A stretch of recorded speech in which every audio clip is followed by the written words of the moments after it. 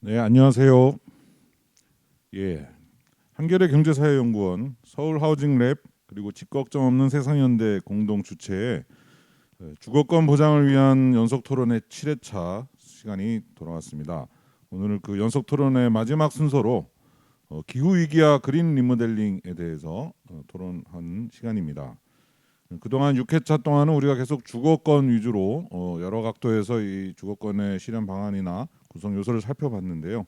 오늘은 이제 지금 시대에 아주 중요한 화두이자 우리가 살아남기 위해서 극복해야 될 과제인 기후 위기에 대응하기 위한 이 주거 분야에서 어떤 노력들이 필요한지, 어떤 대안들이 있을지에 대해서 얘기하는 시간입니다. 발제자로는 녹색전환연구소 부소장이신 이유진 선생님이 수고해 주시고, 토론자로는 서울특별시 도시재생센터의 가꿈주택사업당 팀장님인 이현아 팀장님, 그리고 아리 건축사무소 이우주 실장님께서 바쁘신 가운데서도 수고해 주시도록 하겠습니다.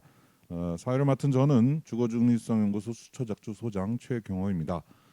그러면 이유진 부소장님 모시고 발제를 들어보도록 하겠습니다. 초대해 주셔서 감사합니다. 저는 기후 위기와 그린 리모델링을 주제로 여러분께 발제를 하려고 합니다. 기후 위기가 심각하게 전개가 되면서 그 위기의 원인이 우리가 배출한, 그러니까 인간이 배출한 온실가스에 있다라고 알려졌고 판명되었고, 그렇게 되면서 우리가 온실가스를 줄이기 위한 노력을 해야 하는데요.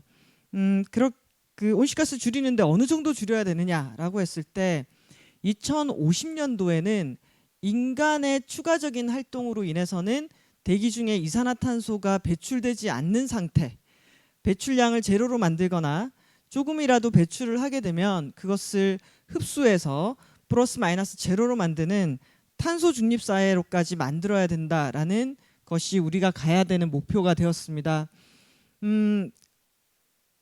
탄소를 거의 배출하지 않는 사회를 만든다는 것은 우리가 지난 200년 동안 의존해온 석유, 석탄, 가스와 같은 화석 에너지를 거의 쓰지 않는다는 것을 의미하는데요.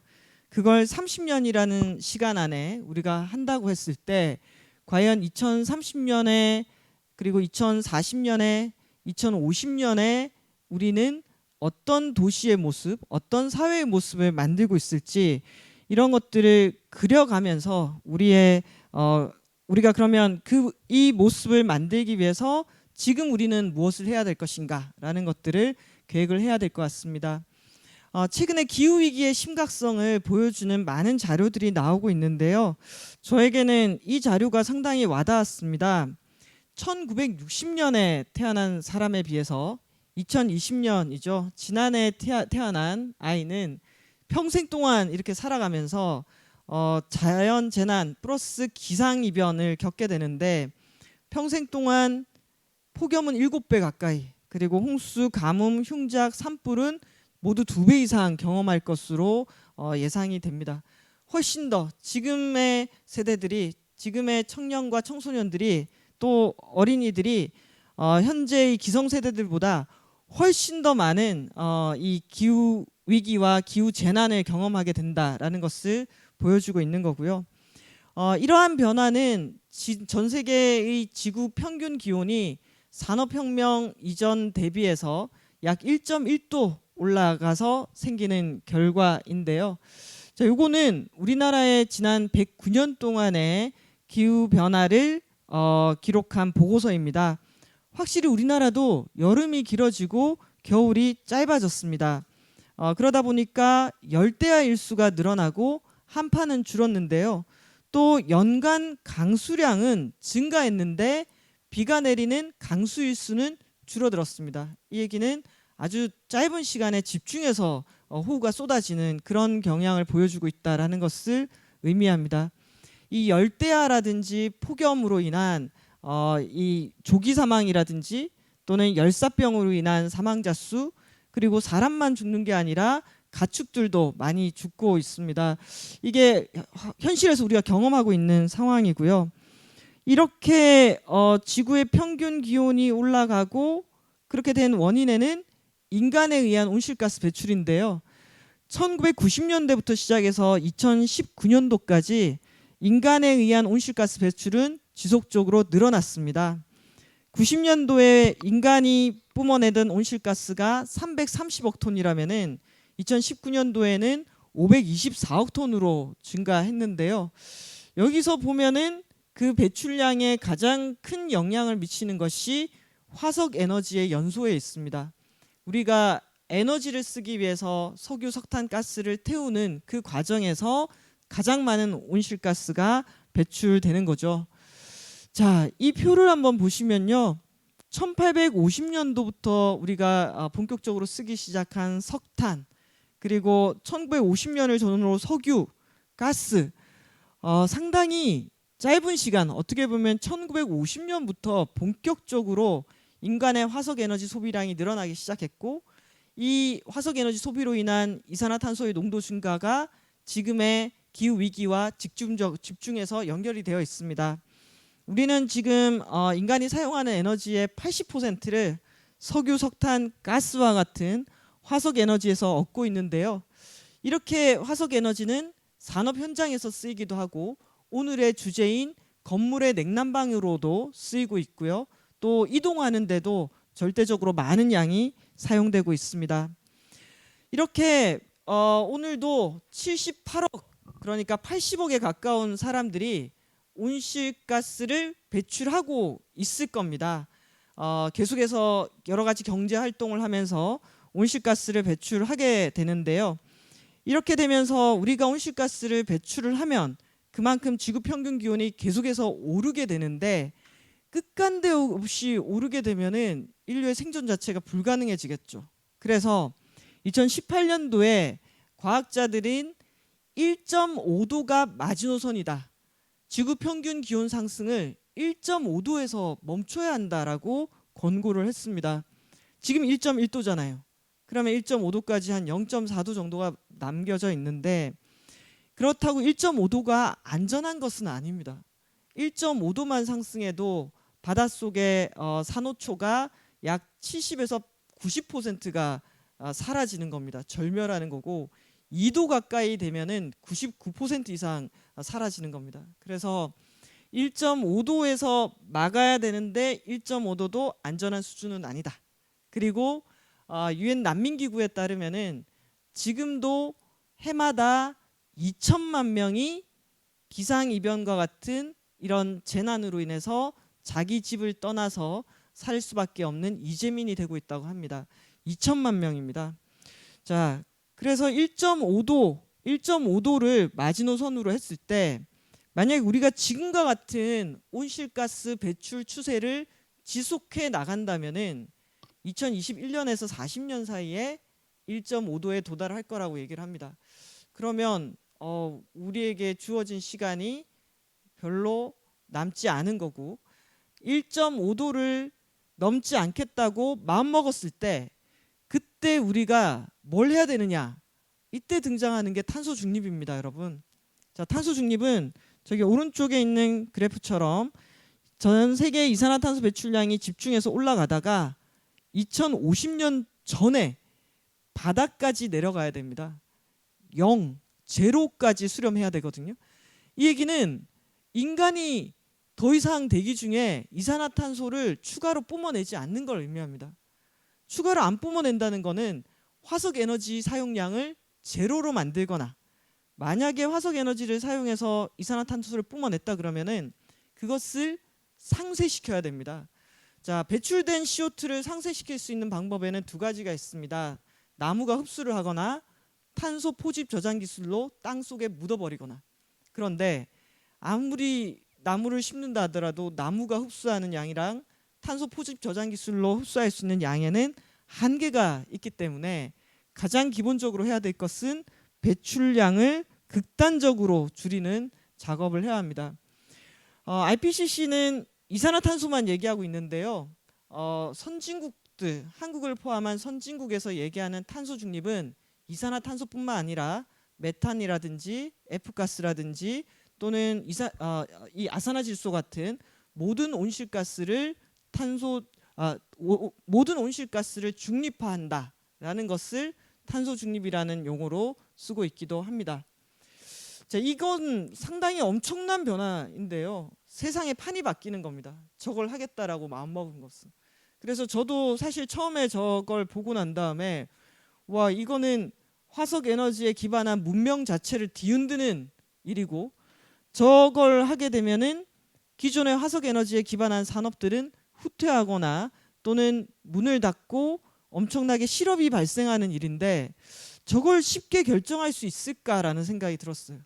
그런데 2019년도 12월 달에 유럽연합을 필두로 해서 2020년에 코로나 사태를 겪고 난 인류는 이제 기후위기와 동시에 뭔가 변화를 해야 한다라는 위기감 같은 것들을 그나마 느낀 것 같습니다. 그래서 현재로는 137개의 국가가 탄소 중립을 선언을 했고요. 이 중에는 사우디아라비아라든지 아랍에미리트 같은 산유국도 포함이 되어 있습니다. 그렇게 탄소 중립에 대한 선언이 지난해 내내 이어졌다면 탄소 중립으로 가려면은 그 중간 단계에 있는 지금부터 2030년까지의 목표를 끌어올려야 됩니다. 그래서 2021년에는 2030년의 목표를 끌어올리기 위한 논의가 진행되었고, EU는 원래 40% 줄이기로 했던 것을 55%로 15% 상향을 했고, 미국도 원래 감축 목표량을 2배 가까이 올려서 50에서 52% 줄이기로 했습니다. 우리나라도 최근 40% 2018년 대비 40% 감축을 목표로 설정을 했습니다. 자, 이제 그러면 우리의 배출량, 그리고 건물 분야의 배출량, 그리고 우리가 탄소 중립을 하고 2030년까지 40%를 줄이려면은 여러 영역 중에서도 건물 분야에서 어떤 일을 해야 하는지를 한번 살펴보겠습니다. 자, 우리나라는 2018년 기준 7억 2,800만 톤을 배출하고 있습니다. 이것은 전 세계 배출량 11위, 11번째로 많이 배출하는 거고요. 우리가 이렇게 배출량이 많은 이유는 수출 중심의 제조업 기반 산업 구조를 갖고 있기 때문에 산업 부분에서 배출하는 양이 꽤 많습니다. 자, 90년 대비해서 배출량은 지속적으로 증가했고요. 그리고 여기 파란색 보이시죠? 이 파란색 부분이 에너지 분야에서 배출이 되는 겁니다. 우리나라 온실가스의 86%는 에너지 분야에서 배출이 되고요. 그리고 여기 초록색으로 아래로 내려간 부분 있죠? 이게 바로 산림 흡수원입니다. 숲이 CO2를 흡수해서 상쇄해 주는 부분을 의미를 합니다. 자, 그러면 분야별로 어디서 많이 배출을 하는지를 좀 더 자세히 들여다보겠습니다. 우리나라 단일 배출원으로 가장 많은 부분을 배출하는 것이 전력 분야입니다. 전력이 37%, 전력을 생산할 때 배출되는 건데요. 석탄 발전소하고 가스 발전소가 이 부분을 차지하고 있습니다. 산업 부분이 36%고요. 수송이 13%, 건물이 7%입니다. 자, 오늘의 우리의 주제인 건물은 네 번째로 많이 배출하는 것으로 여기에는 나타나 있습니다. 그런데 이 전기를 다른 영역에서도 쓰겠죠. 전기를 산업에서도 가지고 가고, 전기를 수송에서도 가지고 가고, 전기를 건물에서도 가지고 가는데, 사실 전기는 수송 분야에서는 아직 그닥 많이 쓰이지 않습니다. 그러다 보니까 전력 소비량까지 포함한 배출량을 보게 되면은 우리나라에서 전체 1위가 산업이고 두 번째가 건물 분야가 됩니다. 자, 여기 이제 전환 분야를 조금씩 각각의 영역으로 전달을 했을 때 우리나라에서 산업 분야가 3억 9천만 톤으로 압도적인 1위, 그 다음이 1억 7,900만 톤을 배출하는 건물 분야라고 할 수가 있습니다. 그래서 건물 분야가 사실상은 우리나라의 온실가스 감축에 있어서 상당히 중요한 지위를 차지하고 있다라는 것들을 알 수가 있고요. 자, 이제 우리가 무엇을 해야 하는지를 한번 살펴보도록 하겠습니다. 자, 우리는 7억 2,800만 톤을 배출하고 있는데요. 2050년에는 여러분 여기까지 가야 됩니다. 여기까지 가서 배출량과 흡수량이 같아지는 지점까지 떨어져야 되고요. 그리고 현재의 7억 톤이 2030년에는 4억 톤 수준. 그러니까 지금부터 3억 톤 가까이를 줄여야 되는 목표를 달성해야지. 사실 이것도 지구의 목표, 우리 전체의 목표 1.5도에 도달하기 위한 목표에는 많이 못 미치는 목표입니다. 그래서 이걸 달성하기 위해서 가야 되는데요. 일단 우리의 최종 목표인 탄소 중립을 한번 보겠습니다. 자, 7억 톤을 배출하고 있잖아요.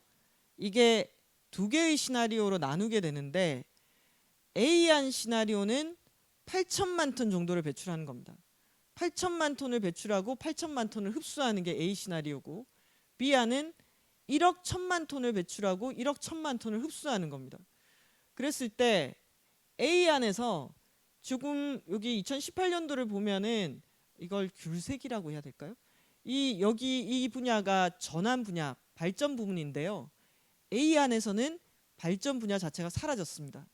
이 얘기는 2050년도에 우리나라의 석탄 발전소하고 가스 발전소를 모두 멈추는 가정이 시나리오 A 안에 들어가 있다라는 것을 의미합니다. 자, 우리 건물 분야는 지금 5,200만 톤으로 나와 있는데요. 이것은 어디까지 줄어드느냐?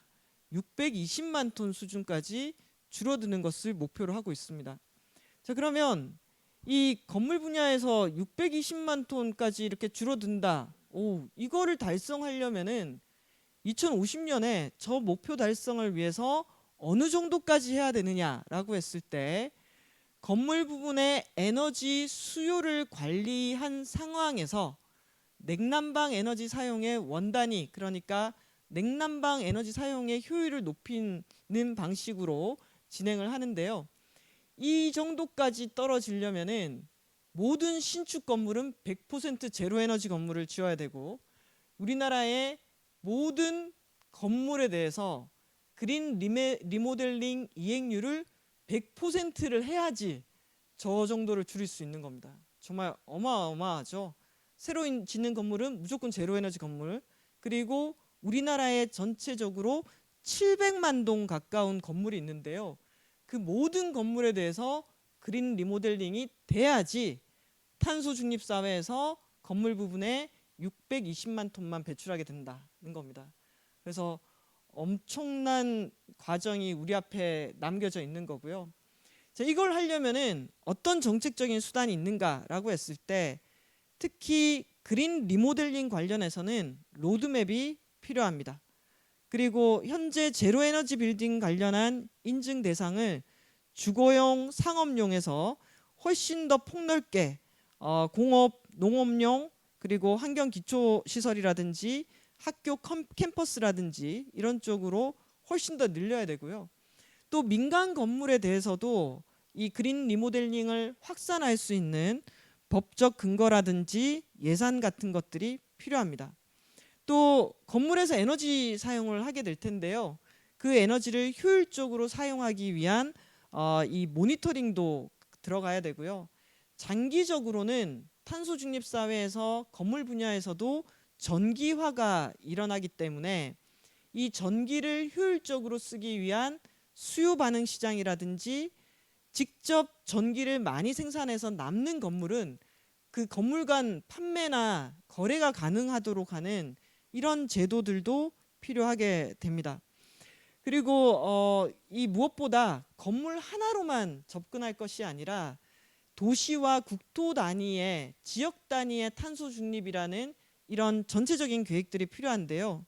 예를 들면은 도시 개발이라든지 재개발이라든지 이런 개발 사업을 추진할 때부터 온실가스 감축을 위한 제도 개선이 돼야 되고요. 또 도시 기본 계획에 온실가스 감축 목표량을 설정을 한다라든지 또 건물에서 에너지 사용만 볼 것이 아니라 도시 안에서의 탄소 흡수원이라든지 도시 숲이라든지 이런 것들을 총괄적으로 보는 것들이 필요할 겁니다. 자, 이것은 2018년 대비 40% 감축 목표로 가기 위한 약속입니다. 건물 분야에서 33%를 줄여야 되는데요. 또 여기서 저는 이 폐기물 분야가 여러분 47%를 줄여야 됩니다. 엄청난 거죠. 자, 폐기물은 우리는 시민들은 일상생활에서 생활 폐기물을 생각을 하게 되는데요. 폐기물의 종류에는 지정 폐기물, 생활 폐기물, 산업 폐기물, 건설 폐기물이 있습니다. 자, 그러면 건설 폐기물도 감량을 해야 되고 또 재사용과 재활용이 같이 돼야 됩니다.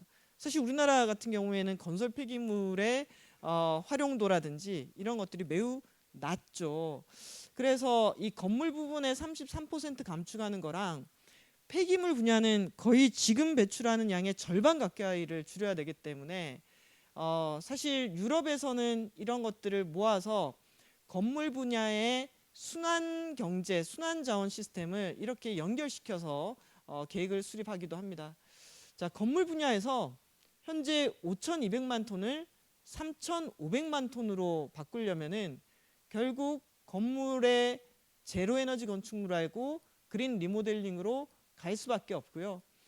이 앞으로 10년 안에 10년도 안 남았습니다. 9년 안에 해야 될 과제로 그린 리모델링 로드맵을 만들어야 되는 것과 공공기관은 예산을 투입해서 집중적으로 리모델링을 하되 민간 분야에서는 어떻게 하게 할 거냐라는 정책적인 대안을 만드는 것들이 매우 중요합니다.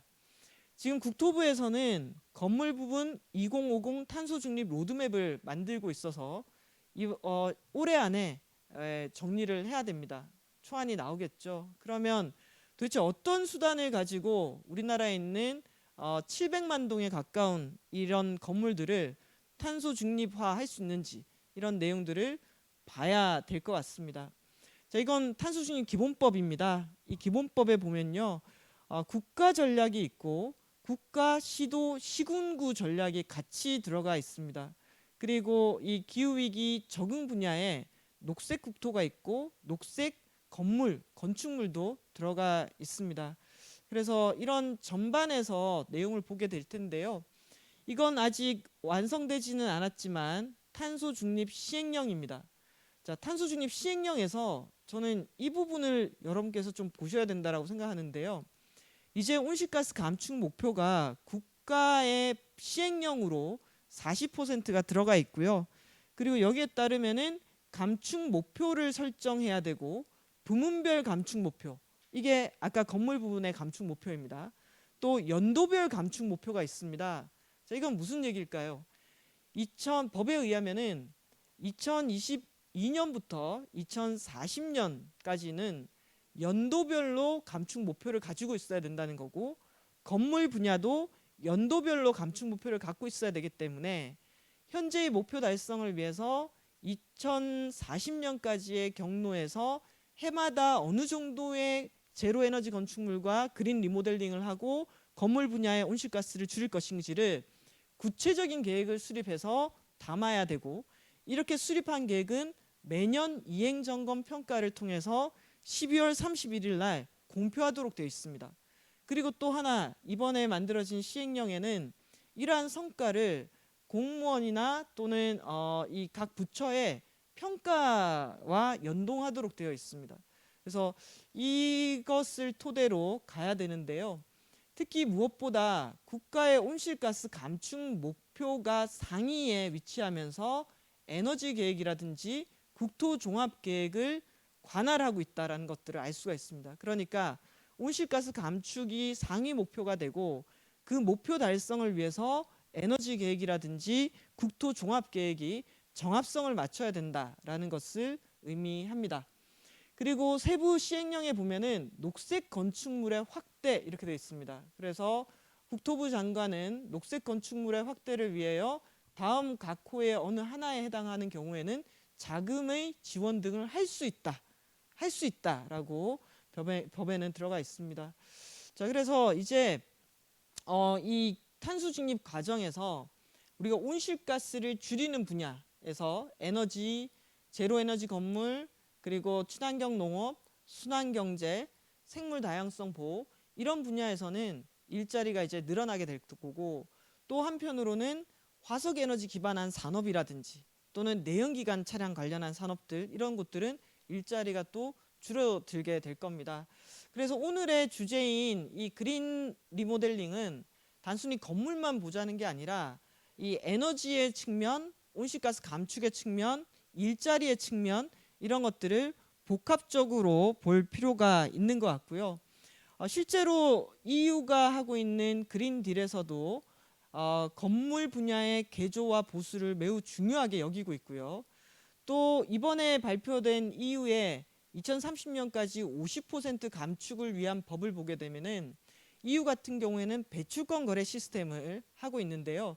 이번에 이 목표 달성을 위해서 건물 부분을 ETS 배출권 거래 시스템에 연동하기로 되어 있습니다. 또 한편으로 EU의 회원국들은 공공 부문은 매년 공공 건물의 3%를 리모델링하도록 되어 있습니다. 이것도 상당히 엄청난 좀 목표이기는 하죠. 공공 건물의 3%씩을 매년 리모델링하도록 되어 있고요.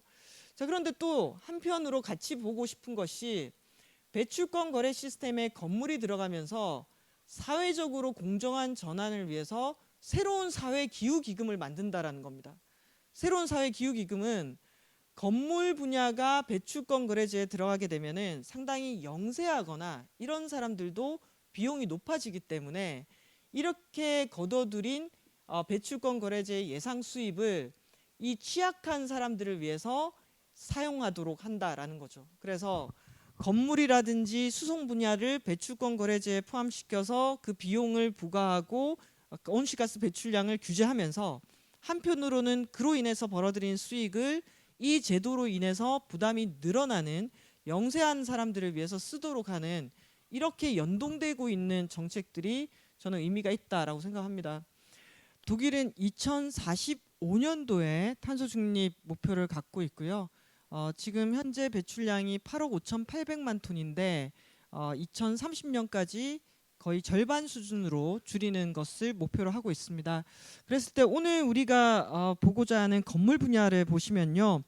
2018년에서 2030년까지는 매년 1.6%의 독일 전체 건물의 1.6%를 그린 리모델링 한다라는 목표를 갖고 있고 2030년부터 45년까지는 이 비율이 1.75%로 올라서 2050년 전에 독일 전체 건물의 90%를 리모델링 하겠다라는 목표를 갖고 있습니다. 자, 그래서 우리도 그린 리모델링에 관한 로드맵을 만든다라는 것은 실제로 2050년까지 전체적인 우리나라의 700만 동의 건물을 얼마만큼을 매년 리모델링 하겠다라는 구체적인 목표와 그 실행 방안들을 만들어야 되는 거라고 할 수가 있습니다. 독일은 실제로 대단히 아파트 단지라든지 다양한 방식으로 국가 지원을 통해서 효율화 작업을 이미 진행하고 있는데요.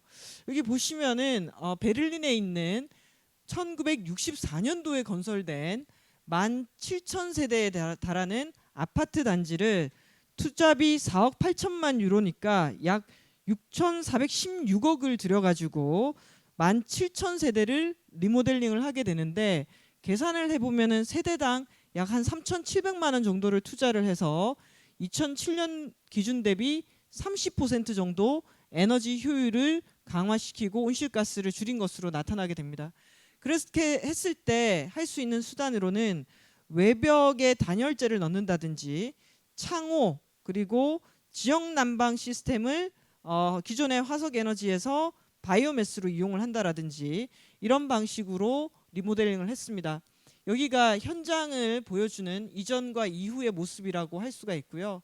프라이부르크 같은 경우에는 독일 정부 기준보다 더 강력한 저에너지 건축 기준을 갖고 실행에 옮겼고 이것도 보면은 상당히 규모 있는 고층 건물에 대해서도 제곱미터당 70kWh를 이전에 썼다면은 애프터 그러니까 효율 개선 사업을 하고 난 다음에는 70이 15kWh로 바뀌는 이런 것들을 보여주고 있습니다.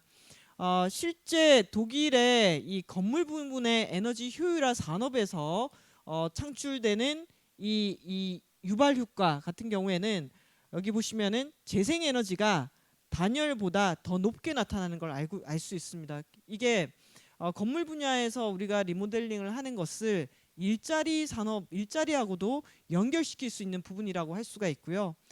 지금 보시는 것은 헬싱키의 2035년까지 탄소 중립 계획인데요. 이 35년입니다. 그리고 현재 EU에서는 100개의 도시를 2030년까지 탄소 중립을 한다라는 목표를 갖고 있습니다. 아주 야심차죠. 그런데 이 계획들을 보게 되면은 특이점이 있습니다.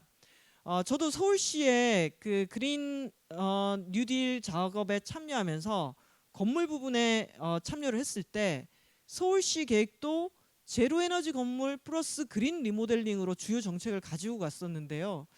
지금 헬싱키나 유럽의 도시들은 이 건물 부분의 온실가스 감축을 잡을 때 도시 계획, 건축, 운영 그리고 최종 폐기 단계까지를 통합해서 전 과정을 보고 있다라는 것이 매우 큰 특징이라고 할 수가 있습니다. 자, 이 부분은 제가 덴마크 답사 갔을 때 찍었던 사진인데요. 저기 한 분이 이렇게 서 있는데 저분 뒤로 보이는 주택이 저 신축인데 저 건물을 짓는데 들인 모든 재료가 100% 업사이클링입니다. 그래서 유리창이라든지 그리고 외벽이라든지 실내에 쓰인 시멘트라든지 이런 것들이 100% 업사이클링입니다. 그래서 그러면 이걸 한국 같은 경우에는 이걸 업사이클링 하는 게 비용이 더 드는데 실제 어떠냐라고 물어봤을 때 실제 새로운 재료들로 건축하는 것보다 저렴하고 또 온실가스 배출량이 적고 이 에너지 효율도 높은 이런 것들을 상당히 강조하고 있었습니다. 그래서 아니 이게 어떻게 이게 가능합니까? 라고 했을 때 덴마크 코펜하겐에서는 이 건물이 하나가 수명을 다해서 이걸 허문다라고 했을 때 그 건물을 통째로 허무는 게 아니라 하나하나 자재를 따다 가지고 일련 번호를 붙이고 정보를 정확하게 입력을 해 가지고 실제 건축물을 새로 지을 때도 거기에 이 어떻게 보면은 우리로 치면 건설 폐자재가 될 뻔한 것들을 다시 다 업사이클링 해가지고 붙여서 새롭게 집을 만들 수 있는 저런 모델이 가능하다라는 게 사실 순환 경제 기반의 건물 전체를 보고 있다라는 거고 우리 같은 경우에는 폐건축 자재가 상당히 많이 나오잖아요. 그래서 앞으로 우리가 그린 리모델링을 할 때는 이런 자원 순환 개념까지도 들어가야 되지 않을까라는 생각이 듭니다. 자, 지금 이 왼쪽에 있는 건물도 새롭게 지어지고 있는 건물인데요. 이 건물 외벽에 있는 이 빨간 벽돌은 인근의 학교가 폐교를 할 때 뜯어가지고 보관했던 것을 지금 건물의 외벽으로 하나하나씩 붙이고 있는 장면이라고 할 수가 있습니다.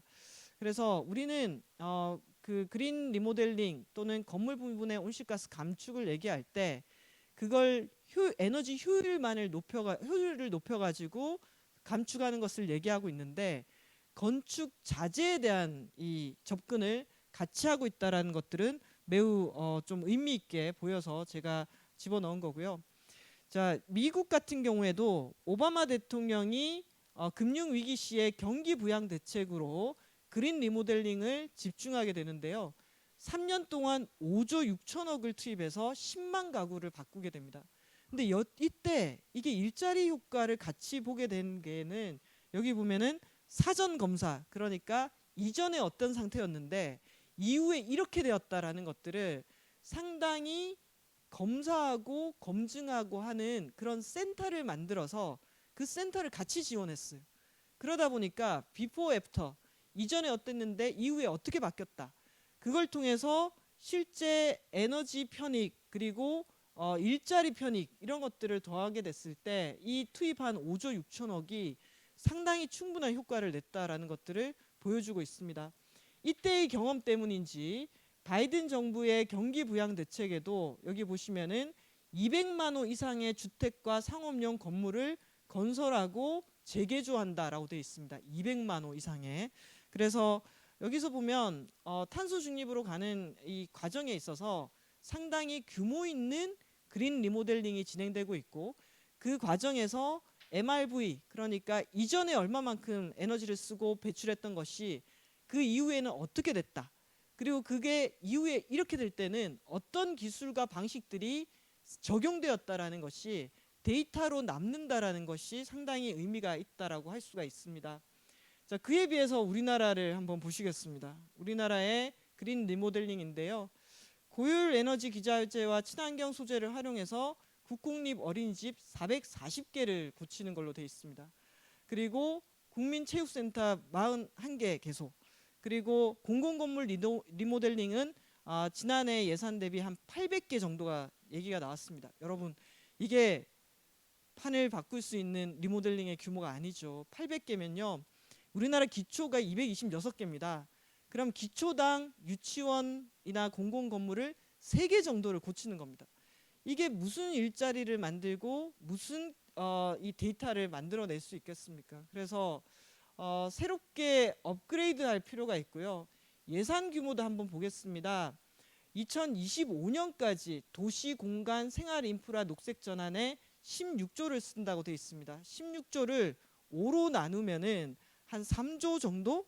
그런데 이 3조도 물 관련한 인프라라든지 이런 것들을 다 합쳐서 다 포괄해서 3조입니다. 그러면 실제 그린 리모델링에 들어가는 예산은 얼마 되지 않는다라는 것을 알 수가 있습니다.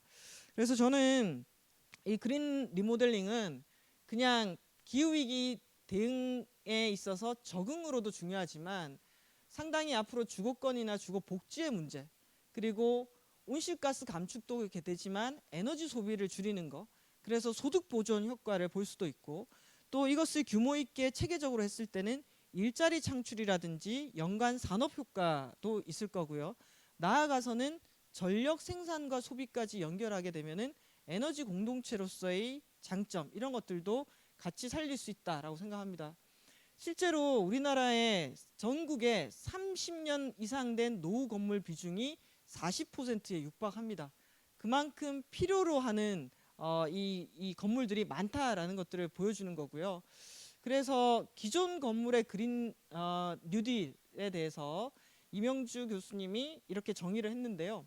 정부 재정 투자를 통해, 저는 이 부분이 필요하다고 생각합니다. 초기에 정부의 재정 투자가 규모 있게 돼야 되는 거고요. 그래서 노후 건축물을 그린 리모델링하면서 일자리를 창출하고 지속 가능한 도시를 만드는데 나아갈 수 있는 재생 사업이다라고 정의를 하고 있는데, 이게 상당히 저는 의미 있다라고 보고요. 또 마찬가지로 우리 아리 도시 건축의 추소연 소장님이 이렇게 접근하고 있습니다. 실제 기후 위기로 해서 악기상이 증가하기 때문에 노후 건물의 피해가 크다. 그리고 이것이 환경을 악화시키고 있기 때문에 지속 가능한 이 주거 환경, 주거권 확보를 위해서 이제 탄소 중립화, 그린 리모델링 이런 것들이 필요하고, 이것은 완화와 적응, 기후 위기에 적응하는 것과 동시에 온실가스 감축에 중요한 이 정책이 될 수 있다라고 얘기를 하고 있습니다. 그래서 초기에는 공공 건물을 중심으로 탄소 중립화 모델이 필요하지만 장기적으로는 민간 건물까지도 해야 되고요. 이게 보편적인 이 거주 환경의 개선과 같이 가야 되고, 이것은 단순히 경제성 문제만이 아니라 건강이라든지 안전이라든지 복지의 문제로 접근할 필요가 있다라고 얘기를 하고 있습니다. 그래서 제가 이 이야기를 크게 드리는 이유는 이 건물 리모델링, 아까 산업 부분 다음에 가장 많이 차지하는 게 건물이었고, 이 건물 부분에 있어서는 적응과 감축 두 가지 목표를 달성할 수 있으면서 동시에 일자리하고도 연결되기 때문에 이 부분을 상당히 강조할 필요가 있겠다라는 생각이 들었습니다. 실제로 우리가 열악한 거주 환경에 있으면서 폭염에 노출되는 것, 이런 것들이 많고요.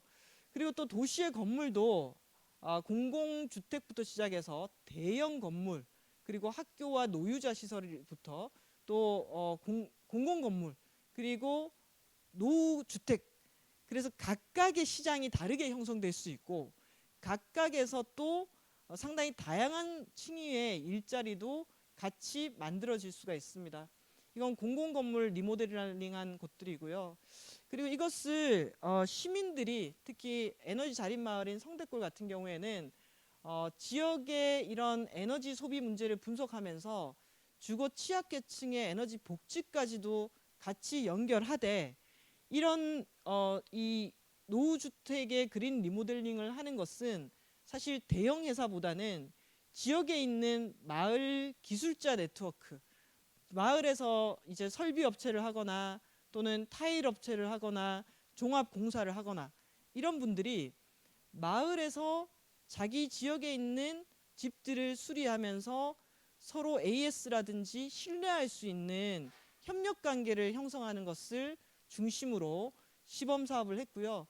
그래서 실제로 마을 기술 학교를 하고 우리 집 그린케어라든지 이런 프로그램을 진행했을 때 상당한 효용이 높아졌고 이것이 협동조합으로까지 발전되는데도 영향을 미쳤습니다. 성대골에서 이 2011년도에 에너지 자립마을 표방하면서 공공의 공간을 집수리 단열 개선 사업을 하는 경험을 하면서 도시에서는 그린 리모델링이 핵심이다라는 것들을 알게 됐고 그때부터 좀 제한이 되기 시작해서 했던 게 서울시의 가꿈주택 사업입니다. 오늘 우리 서울시 가꿈주택 사업을 또 소개하실 분도 나와 있기 때문에 저는 좀 간단하게 넘어가겠습니다마는 2020년까지 누적해서 한 1,600여 가구를 했어요. 그리고 성능이 한 30에서 40% 정도 절감이 됐고 1만 동을 지원했고 이것이 한 1,500억 정도의 시장을 형성했다라고 되어 있습니다. 이걸 구체적으로 좀 더 늘려가게 된다면은 이것은 지역을 기반으로 하는 경제라든지 일자리 측면에서도 의미 있는 시도가 되지 않을까라는 생각이 들고요. 그리고 사실 이런 것까지도 좀 구상을 해봤습니다. 해외에서는 집을 스스로 고치고 단열을 개선하고 이런 것들이 되어 있는데 우리는 그런 문화가 좀 없잖아요. 그러면 이 와트몰이라는 이런 것들을 만들어서 도시재생, 집수리 단열 개선 사업, 업사이클링 이런 것들을 하나의 문화로 만들어 보는 것들은 어떨까라는 이런 시도들도 같이 했었습니다. 서울시도 탄소 중립 로드맵을 만들면서 건물 분야에 있어서 건물 온실가스 총량제라든지 에너지 소비 증명제라든지 이런 것들을 도입하려고 했었고요. 특히 건물의 에너지 성능을 등급화해서 정보를 주고 이것을 가지고 사람들이 판단하도록 하는 그런 제도를 만들려고 시도를 했었습니다. 그리고 서울연구원에서도 아까 제가 EU가 ETS에 건물을 포함했던 것처럼 서울시의 온실가스 배출권 거래 제도를 도입하는 방안들도 연구를 했었습니다. 그래서 사실 우리가 맨 땅에 있는 건 아닙니다. 나름 연구된 자료들이 있고 이걸 토대로 어떤 방향으로 정부 정책을 나아가게 할 것인가에 대한 방향을 잡았으면 좋겠고요. 집수리 관련해서 가꿈주택 사업을 할 때도 임대료 상승에 대한 논의가 많았습니다. 그때 독일 사례를 얘기를 했던 것이 주거 환경 개선을 위한 공공의 지원 금액은 임대인의 재산에 대해서 지원하는 것이 아니라 사용자에 대해서 지원하는 것이다. 이런 것들을 명확하게 하고 임대료 상승을 제한하는 등의 이런 제도, 임대차법 규정에 리모델링 활성화를 위한 에너지 효율화 리모델링 비용은 회수할 수 있도록 하고 공적 자금은 임차인에게 적용해서 임대료 상승 비용에서 제외한다라든지 이런 제도를 만들어주게 되면은 좀 보완할 수 있지 않을까라는 생각이 듭니다. 자, 그래서 많은 이슈들이 있고 하나하나 들어가면은 저희들이 더 따져봐야 되겠지만 탄소 중립으로 가는 데 있어서 기본적인 주거권 그리고 온실가스 감축, 에너지 비용의 절감, 그리고 자원 소비의 감축, 그리고 일자리 상승, 일자리 만들기 이런 종합적인 차원에서 이 그린 리모델링은 상당히 중요한 정책으로 자리를 잡아야 하고 현재 2050 그린 리모델링 그러니까 정부가 그린 리모델링 로드맵을 만들고 있는데요. 그 만들어지는 로드맵에 대해서 우리가 같이 토론을 하면서 방향이 잘 잡을 수 있도록 해야 될 것 같고 이것을 우리가 다양한 사회주택이라든지 공공주택이라든지 이런 주택정책하고도 같이 연결해서 논의하는 자리가 만들어졌으면 좋겠습니다. 네, 이것으로 발제를 마치겠습니다. 감사합니다. 네, 지금까지 녹색전환연구소 이유진 부서장님의 이제 발제를 들었고요. 이어서 토론을 이어가도록 하겠습니다. 기술적인 문제로 좀 어려움이 있었던 점 시청자 여러분의 많은 양해를 부탁드립니다. 탄소 중립 사회로 가는 험난한 길을 저희가 여기서도 겪고 있는 것 같은데요. 오늘 토론자로는 이제 이현화 서울특별시 도시재생센터 가금주택 사업단 팀장님 나와주셨고 또 아리 건축사무소 이우주 실장님 나와주셨습니다. 이 말씀드린 순서대로 토론을 들어보도록 하겠습니다. 그러면은 이현화 팀장님부터 말씀 부탁드립니다. 네, 안녕하세요. 저 서울특별시 도시재생지원센터 이연아라고 합니다. 저희가 되게 그 사업단 명이 되게 어려운 측면이 있어가지고 이게 여러 번 가끔 틀립니다. 그래서 정식 명칭은 주택사업단이라고 돼 있는데 여기 또 이제 그 서울시의 대표적인 사업명을 또 앞에 붙여주셔가지고 그거 사업 기반으로 해가지고 오늘 이제 그 부소장님 얘기해주신 거 기본으로 해가지고 말씀을 좀 드리겠습니다. 뭐 앞선 발제에서는 굉장히 그 기후 변화와 이제 기후 위기 관련해가지고 그 건축물 관련해서 굉장히 큰 얘기들 이제 중심으로 말씀을 해주셨고요. 저는 그 중에서도 이제 그 특히 기존 주택, 기존 건축물 관련해가지고 어떤 내용들을 좀 구체적으로 저희가 이제 실질적으로 진행했던 사업 사례까지 함께 말씀을 좀 드리면 좋을 것 같습니다. 앞선 발제 안에서도 이제 여러 가지 숫자, 수치, 통계들에 대한 얘기를 많이 해주셨는데요. 제가 이제 그 최근에 확인해 본 바로 또 이제 뭐 서울 기준으로 하면 온실가스 전체 배출량의 거의 70% 가까이가 서울은 이제 건축물을 통해서 이제 배출되고 있고요. 그 중에서 전국적으로 보면 건축물 에너지 사용량의 60%가 바로 공동주택 또는 단독주택, 주거용 건축물에서 또 나오고 있는 부분이 확인이 되고 있습니다. 그래서 이제 뭐 매년 저희가 여러 가지 지원 제도나 또 등급 제도 통해 가지고 에너지 사용량은 조금씩 이제 건축물 부분에서는 줄어가고 있는 거긴 하지만 여전히 에너지 사용 자체는 이제 건축물이 대형화됨으로써 여러 가지 이제 그 통계적으로 잡히는 에너지 이외에도 발생하는 에너지 측면은 굉장히 많다고 보시면 되겠습니다. 그래서 아까 그 이유진 부소장님도 700만 동 이상의 건축물이 현재 한국에 존재하고 있다라고 얘기를 해주셨는데 제가 이제 작년 통계 기준으로 보니까 727만 5,266동. 그러니까 올해 지어진 것까지 포함하면 훨씬 더 많은 숫자의 이제 건축물들이 현재 이제 한국 사회에 존재를 하고 있는데 매년 한 5만 동 정도가 이제 매년 신축이 되고 있는 상황 속에서 내년이면 이제 730만 동, 내후년이면 735만 동 이렇게 해가지고 신축 건축물이 계속 발생하지만 신축 이후에 모든 건축물을 다시 기존 건축물의 위치를 차지하게 되는 상황이 발생을 합니다. 그 중에서도 저희가 이제 건축물 에너지 효율화, 제로 에너지 건축물을 위해 가지고 여러 가지 지금 현재 제도들이 운영이 되고 있는데 예를 들어 이제 그 한국에서 가장 오랜 역사를 가지고 있는 건축물 에너지 효율 등급 인증이란 제도가 있습니다. 10년 이상 된 제도인데요. 이 제도를 통해서도 현재 지금 전국적으로 22,000동 가량의 건축물만 현재 이 그 등급을 통해 가지고 인증을 받고 있습니다. 그리고 이제 신규로 만들어진 이제 제도 중에 하나인 제로 에너지 건축물 이 제도를 통해서는 이제 아직 15,000동 정도의 이제 건축물만 인증 등급을 받았고 그리고 이제 그 녹색 건축 기본법 관련해 가지고 이제 법률이 만들어지면서 녹색 건축 인증 제도가 또 만들어졌는데 이 제도를 통해서도 아직 15,000동 정도밖에 해당하는 건축물이 그 공식적으로 이제 그 굉장히 고효율의 건축물이라고 인정을 받고 있지 못한 상황입니다. 그래서 이제 중복을 고려하지 않는 합계로 보면 약 4만 동 정도 해당하는 거고요. 앞서 말씀드린 720만 동 중에 겨우 4만 동 정도가 이제 국가적으로 보면 건축물 에너지 등급이 굉장히 높고 효율화가 높다라고 인증을 받은 겁니다. 그게 퍼센트로 치면 0.5%입니다. 나머지 99.5%는 여전히 이제 건축물 에너지에 관련한 사각지대에 놓여 있다고 생각을 합니다.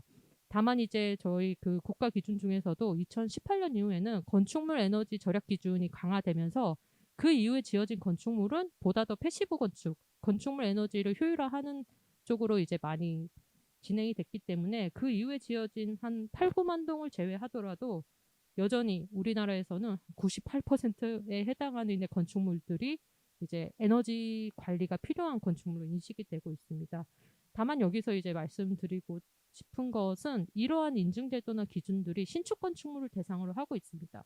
그래서 신축 건축물이 이제 등장했을 때 그런 어떤 성능이나 에너지 측면은 뭐 짧으면 3년, 그다음에 길면 이제 5년에서 10년 정도는 이제 초기 성능을 담보를 할 수 있지만 그 이후부터는 이제 유지 관리 측면에서 지속적으로 이런 에너지 성능을 지속적으로 올려주고 관리를 해줘야지만 이제 꾸준히 2050년 이후 탄소 중립 이후 저희가 아무런 액션을 취하지 않을 수 없으니까 그 이후로도 탄소 중립을 계속 지켜 나가려면 그 이후로도 건축물은 꾸준히 이제 에너지 성능 측면에서 관리를 해줘야 될 필요가 있는데 아직 한국에서는 이런 기존 건축물에 대한 어떤 에너지 관리에 대한 지원 체계, 등급 제도 이런 것들이 현재 부재한 상황인 것 같습니다.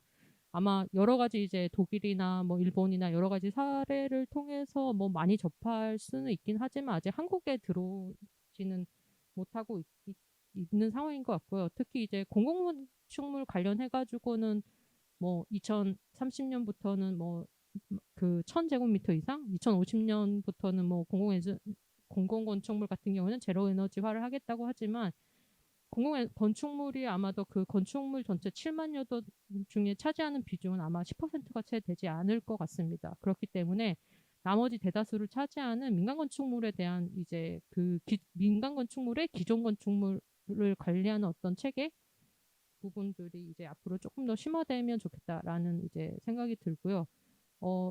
기존 건축물의 종류도 굉장히 많기는 하지만 저희 이제 도시재생 지원센터에서 업무적으로 다루고 있는 부분은 바로 그 주택 중에서도 이제 아파트를 제외한 이제 저층주거지 노후주택을 주로 이제 대상으로 집수리 지원 업무를 또 해드리고 있는데요. 저희가 2020년도에 서울 가꿈주택 사업이라고 하는 이제 집수리 지원 사업을 통해 가지고 그 신청하신 분들 30가구를 대상으로 이제 에너지 효율화 관련한 이제 성능 진단 시범 사업을 했습니다. 크게 보면 70년대부터 80년, 90년대 지어진 건축물을 대상으로 했고 각각이 이제 뭐 단독 가구거나 다세대 가구거나 혹은 이제 뭐 연립주택이거나 해서 이제 저층주택의 종류를 했고요. 저희가 이제 그 신청하시는 초기에 그 에너지 성능 진단을 하실 수 있는 전문가를 이제 파견을 해가지고 그 주민과의 인터뷰를 통해서 어떤 부분이 이제 집에서 필요한지, 그 다음에 이 집이 에너지 효율적으로 이제 개선이 되려면 어떠한 부분에 어떠한 자재를 어떠한 공법을 사용해야 이제 그 가지고 계신 예산 대비해가지고 가장 최적의 방법을 찾아드렸습니다. 그래서 그거를 기반으로 주민과 이제 그 예산과 견적 협의를 통해 가지고 집을 수리를 해드렸고 저희가 그거를 이제 그 공사 이후에 최종적인 성능 측정을 했습니다.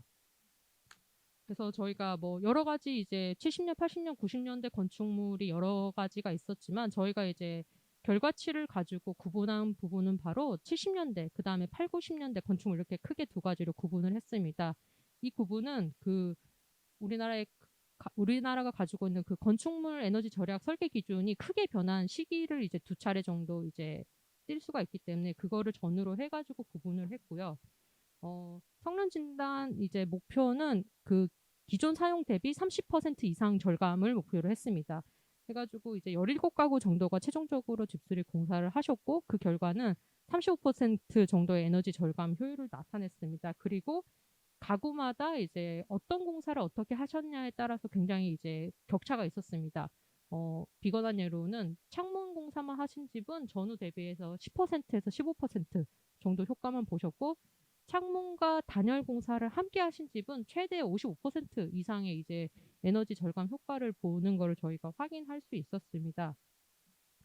그래서 뭐 작년 같은 경우에도 그 서울 가꿈주택 사업을 통해서 1000여 가구 이상이 이제 집수리 지원을 하셨는데 저희가 뭐 여러 가지 한계로 17가구만 이렇게 에너지 측정을 했지만은 이거를 이제 뭐 단순 비교를 통해서 이제 확인을 해보면 일단 그 서울 가꿈주택 사업이라는 집수리 지원을 통해서 어떤 시민들의 주거 환경의 질의 개선, 삶의 개선 이런 복지적인 측면의 수혜도 분명히 있긴 하지만 이 유사한 행위를 통해서 에너지적인 측면에서도 이제 기후 변화 위기를 대비한 어떤 충분한 효과가 검증되었다고 저희는 생각을 하고 있습니다. 뭐 이거와 동시에 이제 앞선 발제에서 일자리 얘기까지 함께 해주셨는데요. 올해 기준으로 서울 가꿈주택 사업으로 이제 형성된 소규모 집수리 시장이 서울 기준으로 약 240억 정도 이제 해당합니다. 이 240억은 어떤 뭐 중견기업이나 대기업이 와가지고 어떤 일자리를 가져가는 게 아니라 이제 집수리 업체라고 하면 이제 보통 옆집에 있거나 우리 동네 안에 있는 어떤 이제 집수리 업체를 찾기 마련이기 때문에 지역 경제 활성화 측면에서 이 코로나 위기 시기에 굉장히 이제 지역 경제도 도움이 되었고, 이 지원 사업으로 이제 그 경제 활동을 하시는 이제 그 지역 업체들이 조금 더 많이 늘어나고 있는 상황이기도 합니다. 그래서 이제 이런 기존의 노후주택을 어떻게 개선하냐는 뭐 지역 경제에 대한 활성화, 그다음에 비단 복지 문제뿐만 아니라 에너지 위기 상황에서 여러 가지 그 복합적인 부수 효과들이 굉장히 많다라는 거를 다시 한번 말씀드리고 싶습니다. 그래서 이제 마지막으로 말씀을 드릴 거는 이런 사업들 지금 이제 저희가 뭐 탄소 위기 그다음에 그 탄소 중립 시대에 로드맵의 설정, 이제 수치의 설정 같은 아직 거시적인 얘기를 많이 하고 있는 상황인데, 특히 이제 건축물 관련한 부분, 특히 건축물 안에서도 주택에 관련한 부분은 개개인의 굉장한 체감도, 그다음에 뭐 사적 재산까지 들어가는 굉장히 세심하고 민감한 부분이기 때문에 이거를 구체적으로 누군가에게 전달하기 위해서는 이 전달 체계에 대한 세심한 설계와 이행이 굉장히 중요한 부분인 것 같습니다. 다만 건축물 부분에서 30% 절감하자라는 목표를 세운다면 이 30%가 구체적으로 이 30%를 절감할 그 구체적인 액션을 취해야 되는 이해관계자들, 그다음에 이거를 이제 내 집을 통해서 이행해야 되는 어떤 국민에 대한 그 지원 체계, 전달 체계의 마련, 이런 부분들이 세심하게 설계가 되고 이행이 되어야만 비로소 이제 이게 그 숫자가 비로소 현실화되는 효과가 또 발생하지 않을까 생각을 합니다. 네, 감사합니다. 네, 이현아 팀장님의 토론 말씀 잘 들었습니다. 서울시의 구체적인 현황과 추진 실적들 그리고 실천적 과제들 중심으로 말씀을 잘 해주신 것 같습니다.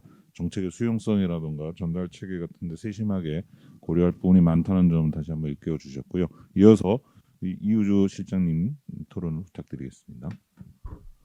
네, 알리도시 건축 이우주라고 합니다.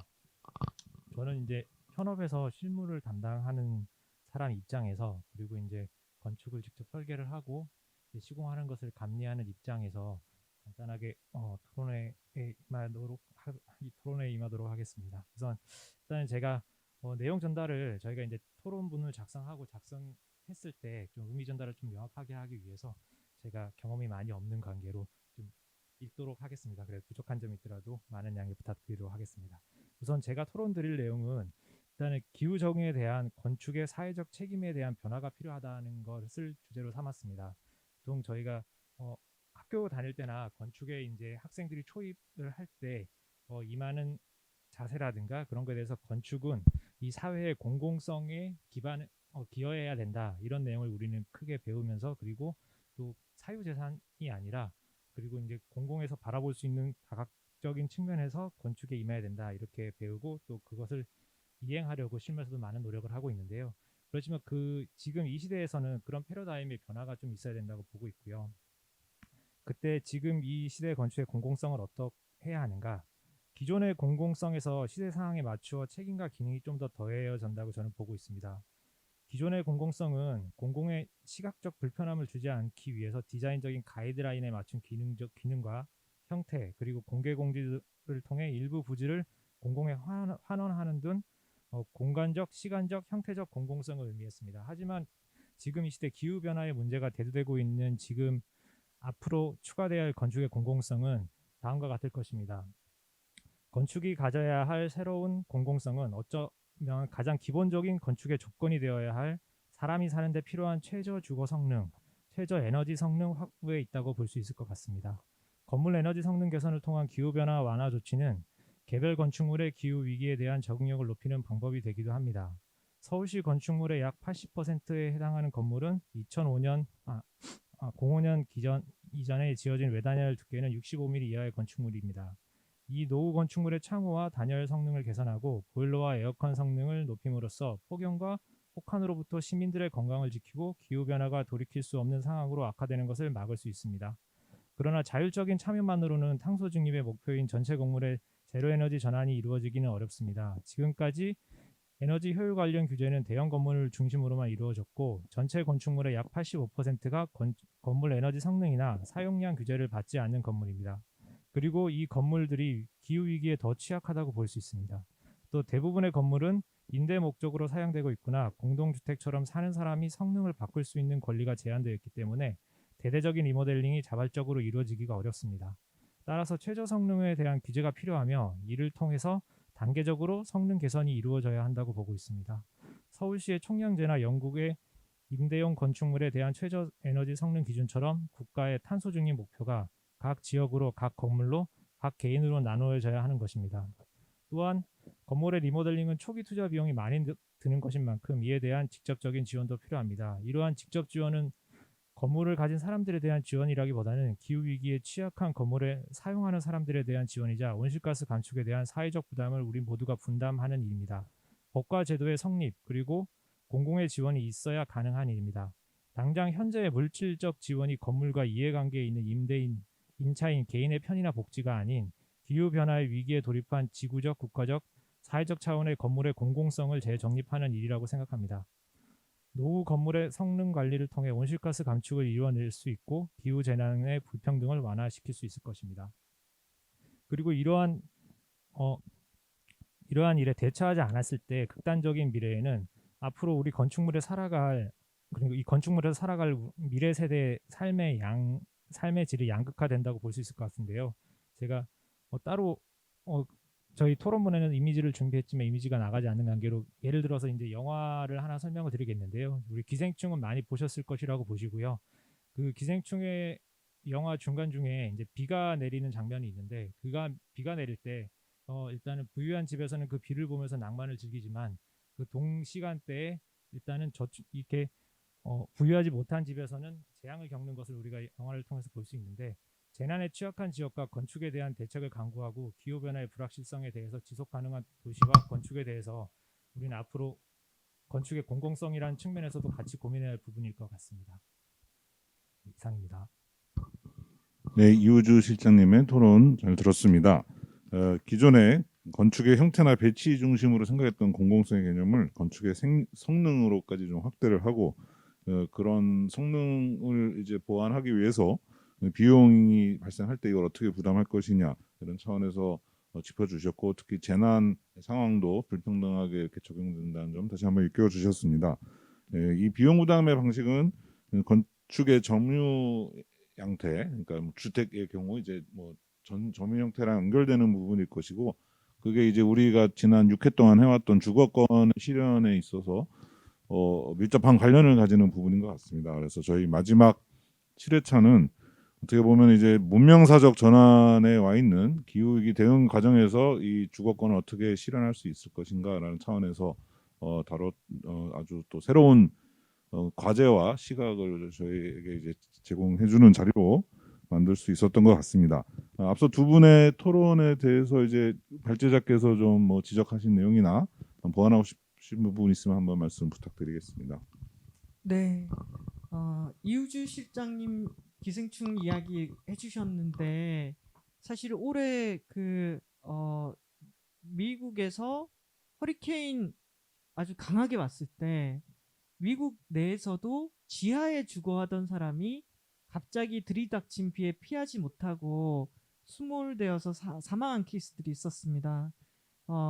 미국도 이 지하의 주거의 질이 상당히 심각하구나 그거 보면서 저도 그 생각을 했었는데요. 우리도 매번 침수당하는 저지대가 있고 또 비적정 주거 지역이라고 할 수 있는 지하 옥탑방 그리고 고시원, 쪽방촌. 사실 최근에 너무 집에 대한 논의가 집값 중심으로 얘기가 되다 보니까 재산 가치 얼마가 올랐더라? 그걸 중심으로 사람들이 모여서 이야기를 많이 하는데 사실 오늘 집 걱정 없는 세상 연대잖아요. 전 세상 집 걱정 하나만 없어도 대한민국에서 살기가 이렇게 팍팍하진 않겠다 이런 생각이 들거든요. 그런 의미에서 이 기후 위기 대응을 위해서 한국 사회가 탄소 중립으로 가야 되는데 이때 떠오르게 되는 이 적정 주거에 대한 논의 그리고 주거권, 그리고 기후위기 대응에 있어서 적응과 감축 차원에서의 그린 리모델링, 이걸 좀 더 저는 집중적으로 활용하게 되면 오히려 이 기후위기라는 것을 기반으로 해서 주거권의 문제, 사람답게 살 만한 공간에 대한 얘기들을 풀어갈 수 있지 않을까라는 생각이 들고요. 아까 제가 탄소 중립 기본법에 의해서 탄소 중립 시행령을 만들어야 되는데 국토부도 매우 구체적으로 연도별로 건물 부분의 온실가스를 얼마만큼 줄일 것인가에 대한 계획을 세워야 됩니다. 이거야말로 아주 구체적인 계획이 나오지 않겠어요? 그러면 우리가 개별 주택 몇 개가 아니라 퍼센테이지라는 쭉 2050년까지의 계획 속에서 어느 정도 개선해야 된다라는 게 나올 거고, 그걸 감당하려면은 기존의 그 리모델링 정책으로는 택도 없는 거죠. 공공의 막대한 재원이라든지 또는 민간이 이걸 하기 위해서도 아까 독일이든 미국이든 초기에서 공공재정의 역할이 상당 부분 역할을 했다라는 걸 우리가 알 수 있었습니다. 그래서 오히려 이 탄소 중립과 주거권을 연결해서 논의를 했을 때 이야기할 수 있는 거리가 상당히 많다. 지금 집값 중심으로 논의되는 것을 기후위기에 대응하면서도 에너지 비용을 줄이는 정말 주거권의 개념으로 확장할 수 있다. 그런 논의의 판을 저는 좀 끌고 왔으면 좋겠다라는 생각이 들고, 그것이 왜 어떻게 가능한가에 대해서 이현아 팀장님께서 이야기를 해주셨던 것 같아요. 그리고 가금주택을 통해서 어떻게 어느 부분을 고치는가에 따라서 이 에너지 효율과 온실가스 감축량이 다르게 나타난다라는 데이터와 경험이 그나마 쌓인 게 있잖아요. 이거를 저는 규모 있게 활용하는 게 필요하겠다라는 생각이 들고, 이건 정부 차원에서, 국토부 차원에서도 또는 지자체 차원에서도 해볼 만한, 규모 있게 해볼 만한 정책이다라는 생각이 들었습니다. 그래서 거칠게 계산해 보면은 한 1조 정도가 있으면은 1만 가구를 고칠 수 있는 거잖아요. 한 1,000만 원씩 해가지고 그랬을 때 지금은 이 분야는 몇백 가구 이런 거 몇천 가구가 아니라 만 가구, 10만 가구, 100만 가구 규모 있게 접근하는 이 정책이 나와줘야지 규모 있게 결과도 나오고 규모 있게 데이터도 쌓이고 규모 있게 일자리도 만들어질 수 있어요. 예. 그래서 이거야말로 대선 정책이든 그리고 지자체의 지방선거 정책이든 주요하게 반영할 수 있는 기후변화의 대표 정책이 될 수 있지 않을까라는 생각이 들어서 저는 우리 요 논의를 좀 집중해 보자라는 제안을 좀 드리는 바입니다. 네. 예, 그 앞으로 그 두 분께 한 번씩 더 말씀을 할 기회를 드리고 최종적으로 제작께 마이크를 드릴 텐데요. 그렇게 이제 내용 좀 준비해 주시고요. 말씀을 듣고 보니 진짜 우리가 좀 담대하게 접근을 해야 되겠다. 그런 생각이 듭니다. 예. 그 사실 발제 내용도 들을 때도 그랬고 이전에도 이 관련 뉴스를 보면서 이제 이 것들이 과연 실현 가능할 것인가, 그리고 혹시 실현 가능하더라도 몇몇 군데에서만 실현하고 어떤 나라들은 또 실현 안 하면 아무 소용없지 않나. 그럼 국제적 공조도 중요할 텐데 하다 보면은 막 우울한 생각도 들고 해서 요새 뭐 기후 우울증이라는 말도 있다고 그러던데요. 근데 이제 이렇게 현장에서 계속 이렇게 실천을 하시고 사례를 만들어내시는 분들이 계시고 이렇게 주장하시는 분들이 있어서 우리가 또 희망을 가질 수 있지 않을까 하는 생각이 듭니다. 뭐 이렇게 주고받은 내용 중에 그 또 좀 더 못하신 말씀 있으시면 한 번씩 한 2분 정도씩 말씀 부탁드리겠습니다. 네, 이게 뭐 이런 이슈를 다룰 때마다 항상 나오는 거기는 하지만 이제 어떻게 해서든지 이게 그 어떤 이게 시민이 혹은 시민단체가 할 수 있는 일이 아니라 이제 정부 차원에서 혹은 더 큰 이제 글로벌 정부 차원에서 이게 함께 이행을 해야 되는 사안들인데, 이제 한국으로 들어오고 이게 또 이제 지자체로 들어오는 순간 이제 누구 소관의 일이냐라는 문제가 항상 뒤따르는 것 같습니다. 탄소 중립은 환경부의 문제고 이제 건물의 부분은 또 국토부의 문제고 하는 이제 뭐 측면에 대한 거. 그 서울시로 들어와도 그것도 마찬가지입니다. 기후 변화와 기후 환경 대응에 대한 부분을 이제 기후환경본부에서 굉장히 또 열심히 하고 계시긴 하지만 이제 또 담당하고 있는 이 집수리 사업은 이제 또 균형발전 본부에서 또 이행을 하고 있는 사업이다 보니까 사실 어떠한 정책이나 사업들이 하나의 성격을 가지는 경우는 없습니다. 하나의 효과만 나오는 경우도 더군다나 없고요. 복합적인 이제 결과나 효과가 나오기 때문에 이거를 어떻게 이런 이제 저희가 흔히 얘기하는 칸막이 없이 어떻게 이 최적의 목표를 이루어내기 위해 어떻게 협의를 할 것인가에 대한 부분이 굉장히 어렵고 굉장히 지난한 얘기지만 굉장히 중요한 얘기이기도 한 것 같습니다. 그래서 이제 뭐 서울 가금주택 사업도 지금 현재 도시재생 사업을 담당하는 균형발전본부에 있는 또 사업이기도 하지만 저희도 이 사업들을 조금 더 심도 있게 가면 갈수록 이게 도시재생 차원의 어떤 문제인가 아니면 이거를 이제 건축물 혹은 주택 개념으로 바라봐야 될 시기가 이제는 온 것이 아닌가라는 생각을 또 이제 하게 되었습니다. 그래서 뭐 이 짧은 광고 얘기를 하자면 저희가 11월 30일 날 이제 집수리를 넘어가지고 저층주택의 어떤 관리 체계로서 이거를 활용하는 이제 방안을 좀 이제 얘기를 해보자라고 해서 서울에서 경험, 그 다음에 이제 경기도, 전주시 각 지자체에서 했던 경험들을 이제 공유를 하고 이거를 어떻게 하면 전국적으로 이 다만 이제 집수리의 어떤 단위적인 행위뿐만 아니라 어떻게 우리가 전국적으로 산지하고 있는 이런 노후 저층 주택에 대한 관리를 체계적으로 할 것인가에 대한 얘기를 또 이제 시작하는 자리를 좀 마련을 했습니다. 그래서 이 좋은 토론에 이어가지고 그 자리에서도 이제 뭐 기후 변화 관련한 내용, 그다음에 주거복지 관련한 내용을 함께 해가지고 이제 전국화를 어떻게 할 수 있을까? 과연 이거는 어느 부의 소관으로 일을 할 수 있는 걸까라는 얘기까지 좀 넓혀가지고 얘기할 예정이니 많은 관심을 부탁드리겠습니다. 예, 많은 관심을 가져야 될 것 같습니다.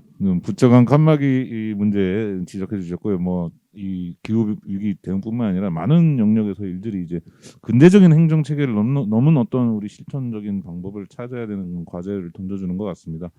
그 뭐 각 전국의 사례를 통해서 그 준비하시는 제안하시려고 하는 그 저층주거지에서의 그 어떤 실천 방안들이 이제 앞으로의 이 대선과 지방선거의 정치의 계절을 무사히 통과해서 특정 후보의 유불리를 떠나서 다음 좀 정부가 지자체가 이거를 좀 문제의식을 쭉 이어갈 수 있게 되길 저도 정말 간절히 바라봅니다. 예, 이우준 실장님 또 말씀 부탁드립니다. 저도 간단하게 실무자 입장에서 한 말씀을 드리도록 하겠습니다. 아마 제가 드리는 의견이 와닿을 수도 있고 아닐 수도 있을 것 같은데 우선 그냥 뒤에서 바라보는 입장에서 각 부처가 어제도 뉴스를 보니까 서울시 쓰레기 문제가 또 대두되더라고요. 환경부에서 미루다 드디어 터진 것 같은데 이번 기후변화에 대한 건축물에 대한 정책도 어느 부서든 미루지 않았으면 좋겠다. 지금이 해야 될 때가 아닌가 하는 생각은 항상 하고 있고요.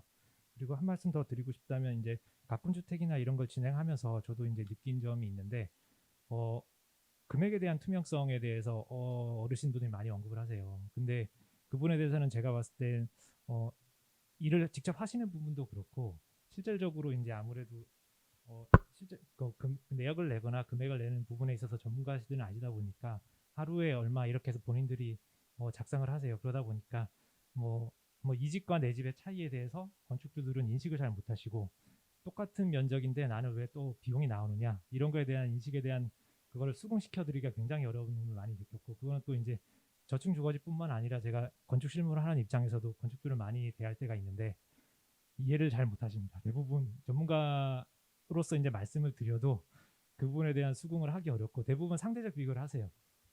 우리가 차를 살 때도 그렇고 핸드폰을 살 때도 그렇고 조금 비근한 예로 핸드폰은 동일하게 사잖아요. 그 핸드폰이 얼마 들어가 있지 못하지만 얼마인지를 알지도 못하지만 옆에서 사기 때문에 금액을 주고 산다. 이런 생각이 좀 들더라고요. 그런 부분에서 좀 안타깝고 좀 더 이제 서비스를 하는 건축사나 그 다음에 시공하시는 분들이나 그리고 건축주께서도 조금 더 인터넷이나 있는 그런 것에서 이제 부정확한 정보에 대해서 현혹되지 마시고 조금 정확한 서비스를 받으시고 또 인식도 많이 좋아졌으면 좋겠다는 생각을 좀 하게 되었습니다.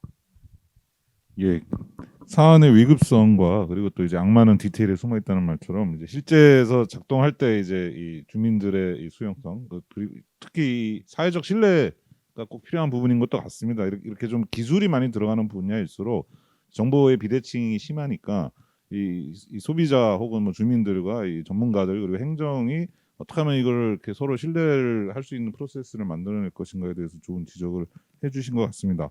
마지막 마이크를 우리 발제자께 넘겨드리기 전에 이제 몇 가지 이제 좀 저도 보태고 싶은 말씀이 있는데요. 그 옛날에 이제 르꼬르비제가 주택은 살기 위한 기계다라는 얘기를 했다고 하는데 지금 오늘 말씀을 듣고 보니까 이제 살아남기 위한 기계가 되어야 되는 게 아닌가. 진짜 안 그러면 우리 다 죽겠구나 이런 생각이 듭니다. 그리고 이 특별히 이게 주거권이랑 연결되는 지점들을 생각해 보면은 이제 크게는 두 가지인 것 같습니다. 주거 환경의 문제고 두 번째는 이제 주거 비의 문제인데요.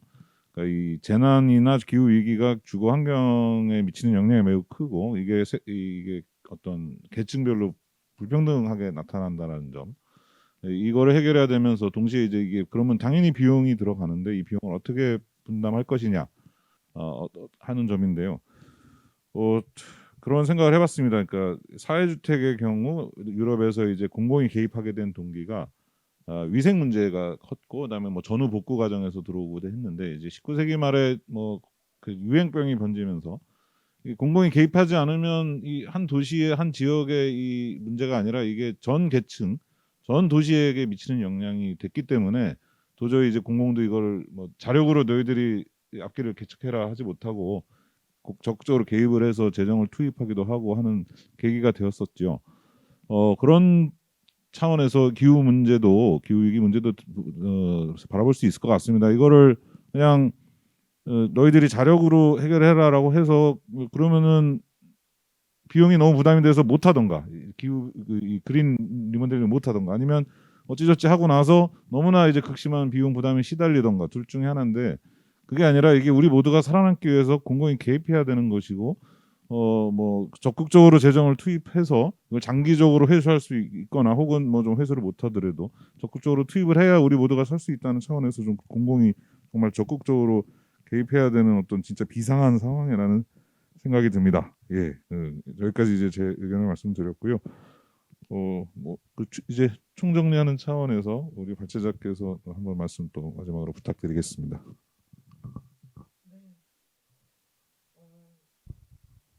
살만한 공간, 주거권과 연동되고 있는 것 같고요. 아까 그 가격 이렇게 수리비에 대한 이 불만 민원이 이렇게 많다라는 거는 아무래도 주택이 워낙 다양하게 지어지고 언제 지어졌느냐, 어떤 형태냐, 어떤 재질을 썼는가에 따라서 다 다르기 때문에 그런 것 같은데요. 그래서 표준화하기 어려운 건 있지만 그럼에도 불구하고 우리가 지금 주택사업단에서 쭉 계속 하고 있듯이 그런 설명들이나 내용들이 점점 더 많이 공개가 되면 될수록 사람들의 이해를 돕지 않을까라는 생각이 들고 그래서 제대로 된 정보가 좀 전달될 수 있는 플랫폼 기능 같은 것들이 많아지면 좋겠다. 우리가 당근마켓 이렇게 돼 있듯이 집에 관한 정보와 수리와 뭐 에너지 이런 총괄한 정보를 얻을 수 있는 그런 공간들이 좀 만들어지면 좋겠다라는 생각이 저는 들었고요. 그다음 두 번째는 일단 규모 있는 전환이 필요하다. 그래서 장기적으로 신축과 기축, 특히 기축은 앞으로도 계속 노후화가 진행되기 때문에 어떻게 접근해야 될 것인지에 대한 규모 있는 정책이 나와야 되는데 규모 있는 정책이 나오도록 압박하고 감시하는 역할 지금부터가 본격적으로 저는 시작될 필요가 있겠다라는 생각이 들고요. 세 번째는 우리도 2050년에 좀 방점을 좀 찍고 간다라고 하면은 오늘 말씀드렸던 에너지 효율화뿐만이 아니라 건축에 있어서의 자원순환 개념이라든지 건물이 이제는 에너지를 생산하는 구조, 태양광과 같은 생산 구조가 가야 되기 때문에 전력망과 연결된 건물에서 수요관리, 태양광 그리고 가상발전소까지 이제 건물 자체에서 필요한 전력을 건물에서 이제 관리하거나 참여할 수 있도록 하려면은 전반적으로 건물 안에 살고 있는 사람들이 이런 에너지 전반에 대한 이해를 바탕으로 소비자만 아니라 생산자까지 될 수 있는 모델을 만들어야 되거든요. 그래서 2050년도의 모델이 이렇게까지 나갈 것이다라는 것을 전제로 해서 역으로 2040년까지 어떻게 해야 되고 30년까지 어떻게 해야 되고 그 2050년의 미래를 만들기 위해서 지금은 뭘 준비해야 되는지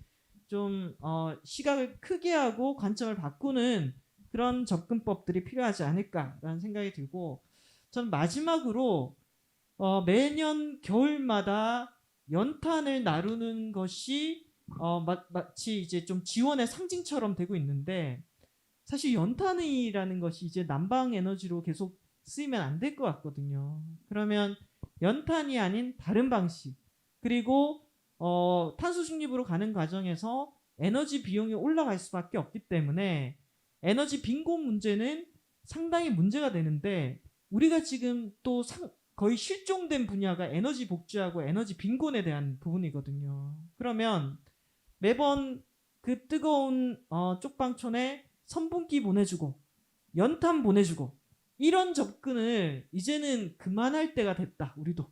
그러면 이걸 그만하는 것도 만만치 않은 이해관계들이 있기 때문에 어려울 거예요. 그러면 두 가지 상징적인 이걸 어떻게 해결할 것인가에 대한 것들도 저는 이제는 탄소 중립 시대에는 본격적으로 논의를 해야 된다라고 생각합니다. 언제까지 연탄을 나르고 연탄을 얼굴에 묻히면서 이게 저소득층을 위한 상당한 복지 정책으로 또는 복지의 자원 활동으로 상징화되는 것은 한 2, 3년 안에는 끝내야 되지 않을까. 이슈들이 많고 다루고 준비할 것이 많다라는 얘기를 드리면서 우리 이렇게 모인 연대가 더 깊이 이야기하고 토론해서 안전망을 만들어 갔으면 좋겠습니다. 네, 감사합니다. 예, 말씀 잘 들었습니다. 혹시 두 분 토론자분은 혹시 더 하시고 싶으신 말씀 있으시면 마지막 기회입니다. 없으시면 그 한겨레 경제사회연구원 서울하우징랩 뒷걱정 없는 세상연대 공동 주최 주거권 보장을 위한 연속 토론회 7회차로서 오늘의 마지막 시간이었던 기후위기와 그린 리모델링에 대해서 토론을 했던 시간 이제 마무리하겠고요. 연속 토론회도 이제 모두 끝난 마지막 시간이 되겠습니다. 힘찬 박수와 함께 인사드리도록 하겠습니다. 감사합니다.